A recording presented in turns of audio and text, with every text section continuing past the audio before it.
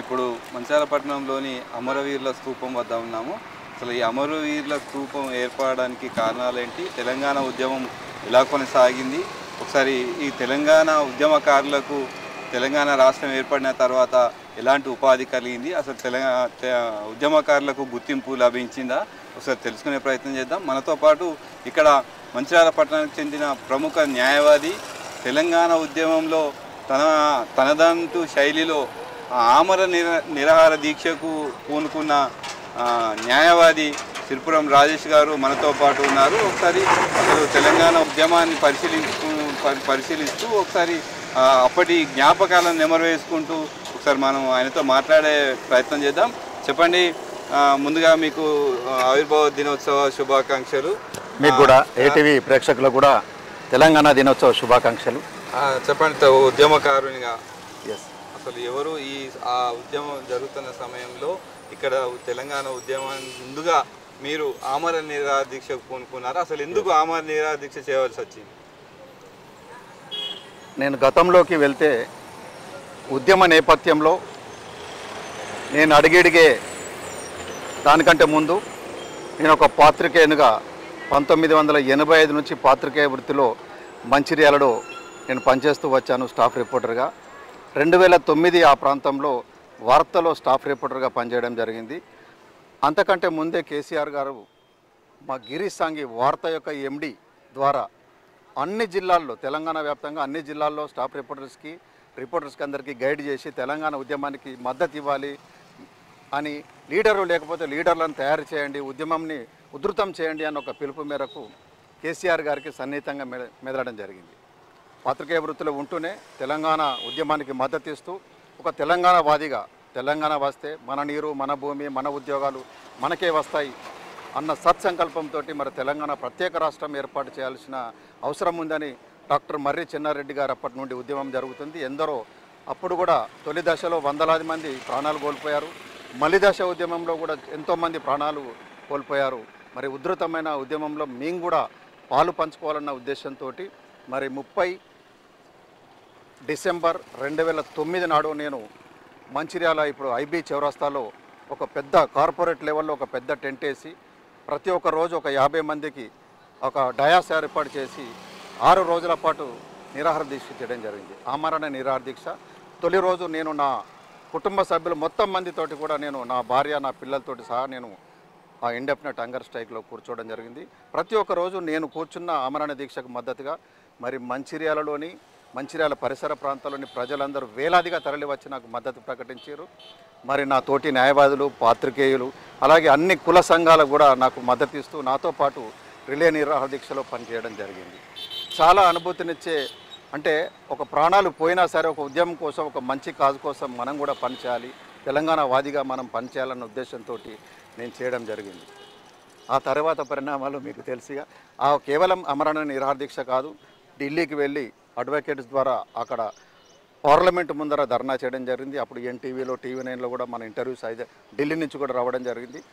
అప్పుడు కోదండరామ్ గారు కన్వీనర్గా ఉండి మరి ఏ పిలుపు ఇస్తే తెల్లారితే కేసీఆర్ పిలుపు, కోదండరామ్ ఏం పిలిపిస్తారని పేపర్లో చూసి దానికి స్పందించి సమ్మన్న వర్గాలతోటి, అన్ని వర్గాల ప్రజలతోటి మమేకమై పనిచేయడం జరిగింది. అన్ని వర్గాల విశేషమైన సాటిస్ఫాక్షన్ అండ్ అనుభూతి లభించింది. ప్రజలు అందరూ కూడా తెలంగాణ ఉద్యమంలో కలిసి వచ్చిండ్రు, తెలంగాణ ఉద్యమాన్ని చేసిండ్రు. తెలంగాణ రాష్ట్రం ఏర్పడ్డది. రాష్ట్రం ఏర్పడిన తర్వాత దరిదాపుగా అన్ని వర్గాలకు ఎంతో కొంత లాభం చేకూర్చే విధంగా గత ప్రభుత్వం కానీ ఈ ప్రభుత్వం కానీ కొన్ని నిర్ణయాలు చేసారు, కొంత ఉపాధి కల్పించారు. కానీ మీరు అన్నట్టుగా మీరు జర్నలిస్ట్ వృత్తిలో నుండి వచ్చిండ్రు, మీకు తెలిసిన విషయం. కానీ తెలంగాణ రాష్ట్రంలో ఇప్పటి వరకు కూడా జర్నలిస్టులకు అన్యాయం జరిగిందంటే తెలంగాణ వచ్చిన తర్వాత కూడా అన్యాయం జరిగింది. ఎలాంటి వాళ్ళకు ఉపాధి అవకాశాలు కానీ వాళ్ళకు లాభం చేకూర్చిన దాఖలాలు. ఈ విషయంలో మీరు ఏమంటారు? ఎస్, అన్ని రాజకీయ పక్షాలు, అంటే మేము ఏమనుకున్నామంటే ఉద్యమం ద్వారా వచ్చిన నాయకుడు కాబట్టి డౌన్ ట్రైడన్ పీపుల్ నుంచి కూడా అందరి కష్ట సుఖాలు తెలిసినోడు, మరి తెలంగాణలో ఉన్న మద్దతు ఇచ్చిన ప్రజలందరికీ కూడా బాగు చేస్తాడన్న ఉద్దేశం మనందరికీ ఉంది. కానీ అందరూ లీడర్స్ లాగానే కేసీఆర్ గారు కూడా ప్రవర్తించడం జరిగింది. ఉద్యమకారులకు పెద్దపీట వేస్తా అన్నాడు. ఒక ఉద్యమకారుడు, ఒక ఈటల రాజేందర్ లాంటి వాళ్ళు ఇద్దరిని తప్ప, ఆ తర్వాత ఆయనను కూడా బయటికి పంపించిండు. ఆ తర్వాత తనకు వ్యతిరేకంగా అంటే ఉద్యమానికి వ్యతిరేకంగా ఎవరైతే పనిచేశారో ఆ తెలుగుదేశం నాయకులను తీసుకొచ్చి మంత్రి పదవులు కూడా ఇచ్చిన సందర్భాలు మనం చూసినాం. మరి నిజంగా రియల్గా ఉద్యమం చేసిన నాలాంటి ఉద్యమకారులకు ఉపాధి అనడం కరెక్ట్ కాదు. ఉపాధి అంటే ఏదో కూలీనాలు ఇవ్వడం కాదు, ఒక సముచిత స్థానం ఇవ్వడానికి మాటిచ్చాడు కేసీఆర్ కూడా, కానీ నిలుపుకోలేదు.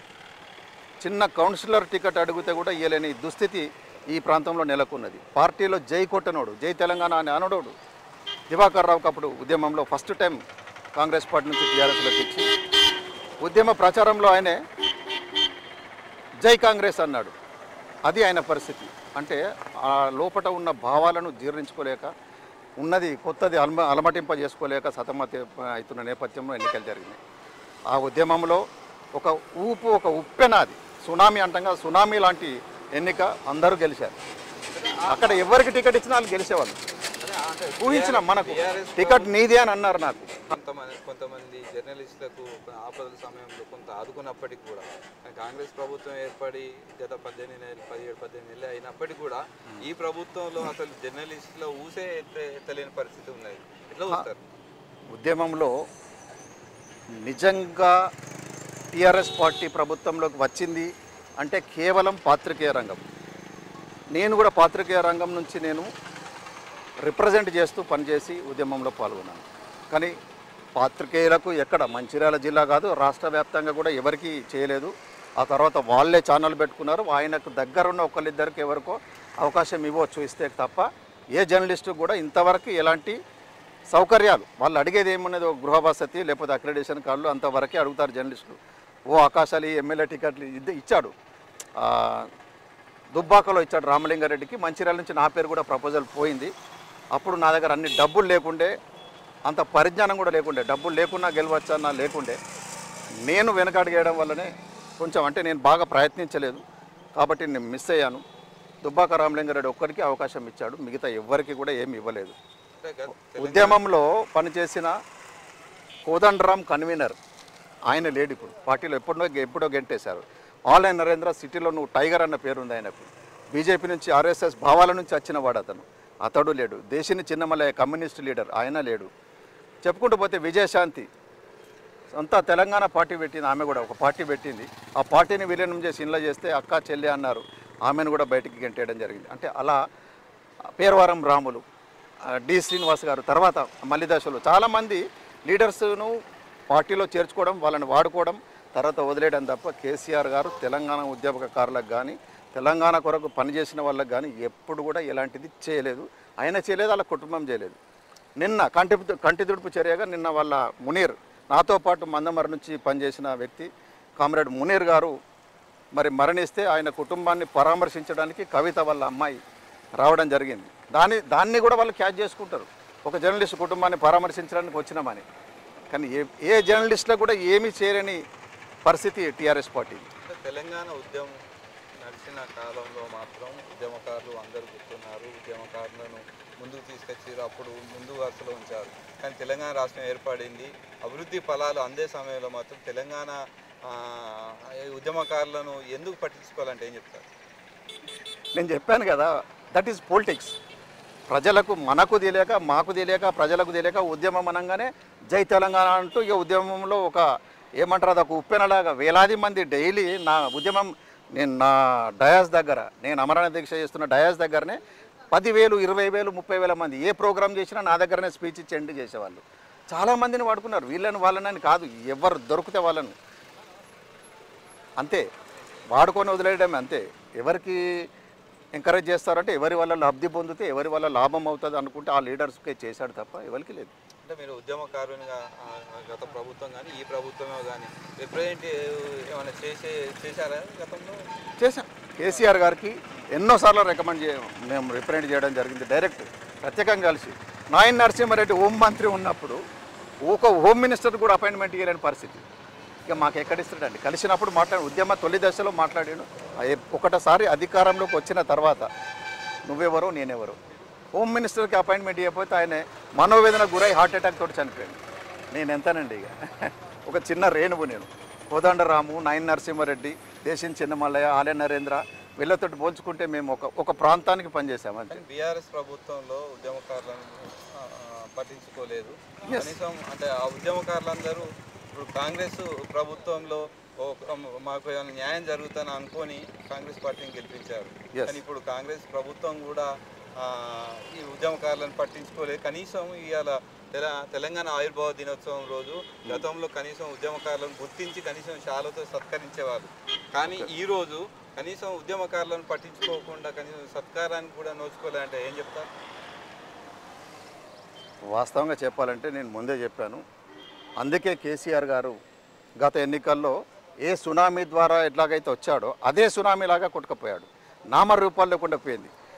ఇంటినే చక్కదిద్దుకోలేనివాడు దేశం మొత్తం చక్కదిద్దుతా అని చెప్పేసి పార్టీ పేరు కూడా మార్చిన రోజే ఆయన పతనం మొదలై లాస్ట్ ఎన్నికల్లో క్లోజ్ అయిపోయింది. పార్టీ ఇంకా లేదు. ఇంట్లోనే ఇప్పుడు తగాదాలు, నువ్వు పంపకాల దగ్గర. ప్రజలకు కూడా పొలిటిక్స్ వాస్తవంగా పంపకాల పంచాయతీ. అది టీ కప్పులో తుఫాన్ టీఆర్ఎస్ పార్టీది పంపకాల పంచాయతీ. ఇక కాంగ్రెస్ గవర్నమెంట్లో నేను ఇదే స్తూపం దగ్గర నుంచి నా యొక్క కాంగ్రెస్ పార్టీలో ఎంట్రీని మొదలుపెట్టాను.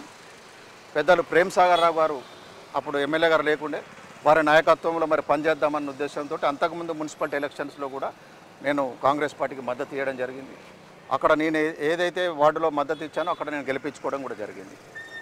ఎమ్మెల్యే ఎలక్షన్స్కి బిఫోర్ గాంధీ భవన్కి వెళ్ళి ఇక్కడ నుంచి ఇదే ప్లేస్ నుంచి ఒక దాదాపు 100 కార్లలో నేను నా మిత్రుడు అంటే హాజీపూర్ నుంచి నస్పూర్ నుంచి మొదలు పెడితే కాన్స్టిట్యున్సీలో ఉన్న ప్రతి మండలం నుంచి అందరు లీడర్స్ని కలుపుకొని ప్రెస్ మీట్ పెట్టి ఇక్కడ నుంచే మీరు చేశారు, మీరు కూడా చేశారు. ఇక్కడ నుంచే బయలుదేరి వెళ్ళి ఉవ్వెత్తున ఆ రోజు ఒక స్వీప్, ఒక ఉద్యమం లెక్క మళ్ళీ పోయాం. మీకు తెలుసు మెజారిటీ ఎంత మెజారిటీతోటి ప్రేమ్ సాగర్ అన్న గెలిచిండు అనేది. సరే, ప్రభుత్వము మీరు ఇప్పుడు ఎలా గుర్తింపు ఇవ్వలేదు అనేది అంటున్నారు. అది పాలసీ మ్యాటర్లో ఒక ప్రభుత్వంలో ఉండి నేను ఒక పార్టీలో ఉండి నేను మాట్లాడలేను. అయినా ఇప్పుడు నేను ఒక ఉద్యమకారుడిగా నేను పార్టీలో చేరిన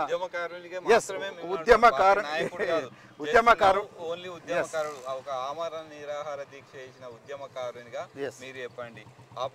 ఆ ప్రభుత్వం గుర్తించలేదు, కనీసం శాలువాలతో సత్కరించారు తెలంగాణ ఆవిర్భావ దినోత్సవం రోజు. కనీసం ఈ ప్రభుత్వంలో అది కూడా అంటే ఉద్యమకారులను మర్చిందని అంటారు, మీరేం చెప్తారు? సిరిపురం రాజేష్ అనే వ్యక్తి 2009లోనే దాదాపు ఒక 7-8 లక్షల రూపాయలు సొంత డబ్బులు ఖర్చు పెట్టుకొని నేను ఉద్యమం చేసిన వ్యక్తిని. గత మున్సిపల్ ఎలక్షన్లో కూడా కాంగ్రెస్ పార్టీకి నేను మద్దతు ఇచ్చి అప్పుడు కూడా నేను సొంతంగా డబ్బులు ఖర్చు పెట్టుకొని మద్దతు ఇవ్వడం జరిగింది. ఒక శాల్వాకో ఒక సత్కారానికో ఆశపడి నేను ఆ పార్టీలో పనిచేయడం లేదు. నేను చేరిన మరుసటి రోజే నాకు జిల్లా కాంగ్రెస్ పార్టీ అధికార ప్రతినిధి గుర్తించలేదు అంటున్నారు. ఎస్, నన్ను గుర్తించాడు ప్రేమ్ సాగర్ రావు. నన్ను గుర్తించి అన్నగారు నేను పార్టీలో చేరడం మరుక్షణమే అదే గాంధీ భవన్లో ఈ రోజు తెలంగాణ ఆవిర్భావ దినోత్సవం రోజు ఉద్యమకారులను గుర్తించలేదని మాత్రమే అన్నాను. నాకైతే జిల్లా కాంగ్రెస్ పార్టీ అధికార ప్రతినిధిగా ఇచ్చి సముచిత స్థానం ఇచ్చారు. పార్టీలో నాకు కూడా ఒక గుర్తింపుగా ఉంచి నాతో కూడా పని తీసుకుంటున్నారన్న సాటిస్ఫాక్షన్ అయితే నాకు ఉంది. టీఆర్ఎస్లో అది కూడా చేయలేదు కదా వాళ్ళు. ఉద్యమకారులు మొత్తం మందిని ఆనర్ చేయలేదు అని అంటే ఎస్ చేయలేదు. అది మీరు చూసింది, మేము చూసింది, దానికి మనం ఏం చెప్పలేము. నా ఒక్కరిని కాదు, చేయాల్సి ఉండే, చేస్తే బాగుండేది, చేయలేదు. అంటే మీరేం చెప్తారు? అంటే మీరు ప్రభుత్వంలో ఉన్నారు, ప్రభుత్వం పెద్దలకు మీరేమైనా సూచనలు ఇచ్చే అవకాశం ఉందా మీడియా పరంగా? తెలంగాణ ఉద్యమకారులకు ఏమైనా చేయాలనే గుర్తింపు ఇవ్వాలనే ఆలోచన పెద్దలు రేవంత్ రెడ్డి గారు ప్రజాపాలనలో భాగంగా మరి గతంలో అందరి దగ్గర అప్లికేషన్లు తీసుకోవడం జరిగింది. ఉద్యమకారులకు కూడా సముచిత స్థానం ఇస్తాం, వాళ్ళకు ఇళ్ల పట్టాలు ఇస్తాం, వాళ్ళను కూడా గుర్తిస్తాం పొలిటికల్గా అని తీసుకోవడం జరిగింది. నేను కూడా ఉద్యమకారునిగా నేను కూడా అప్లికేషన్ పెట్టడం జరిగింది. నాలాంటి ఉద్యమకారులు చాలామంది పెట్టారు. మరి ప్రభుత్వ పరిశీలనలో ఉన్నాయి, వస్తాయి కావచ్చు, చేస్తారు కావచ్చు. అంటే ఉద్యమకారుల సాధక బాధకాలు ప్రాబ్లం ఉంటాయి, వారికి అనేకమైనవి ఉంటాయి. కానీ అలాంటి అధిగమించి కూడా ఉద్యమ సమయంలో వాళ్ళు తినకనో మొత్తానికి రోడ్డు మీద ఎక్కి పనిచేశారు. వాళ్ళని గుర్తించి వాళ్ళకి ఎలాంటి సహాయ సహకారాలు అందించాలని మీరు అనుకుంటారు? ఖచ్చితంగా నిరుపేదలు ఉంటే వాళ్ళని ఆదుకోవాలి. వాళ్ళకు కూడు గుడ్డ నీడ అనే కనీస సౌకర్యాలు కల్పించాలి. ఎవరన్నా వాళ్ళ దగ్గర విద్యావంతులు యువకులు ఆ ఉద్యమకారుల కుటుంబంలో ఉంటే కనుక వాళ్ళకు ఒక ఉద్యోగం ఇప్పించి వాళ్ళను నిల్చోబెడితే ఉద్యమం చేసినాము అన్న ఫీలింగ్ వాళ్ళ తరతరాల్లో ఉంటుంది. ఎప్పటికీ కూడా ఎవరైతే ఆదుకుంటారో వాళ్ళకు రుణపడి కూడా ఉంటారు ఖచ్చితంగా. మనం చూసుకున్నట్టు గత ప్రభుత్వంలో మాత్రం తెలంగాణ ఉద్యమకారులు ఉద్యమం తెలిసిన కేసీఆరే ఉద్యమకారులను పట్టించుకోలేదు. కొంతమందికి మాత్రమే కొంత న్యాయం జరిగింది. కానీ గ్రామ స్థాయిలో ఉన్న ఉద్యమకారులను మాత్రం గత ప్రభుత్వం పట్టించుకోలేదు. ఈ ప్రభుత్వంలో మొత్తానికే కనీసం గుర్తింపు కూడా లేదని మాత్రం మాతో పాటు ఆమరణ నిరాదీక్ష చేసినటువంటి త్రిపుర రాజేష్ తెలిపారు. అసలు ఉద్యమకారులకు ఏం చేయాలి, ఈ ప్రభుత్వం అయినా పట్టించుకొని ఆ ఉద్యమకారుల విషయంలో మాత్రం అంటే రాష్ట్ర వ్యాప్తంగా ఉన్న తెలంగాణ వ్యాప్తంగా ఉన్న ఉద్యమకారులకు మాత్రం న్యాయం చేయాలంటూ వారు కోరారు.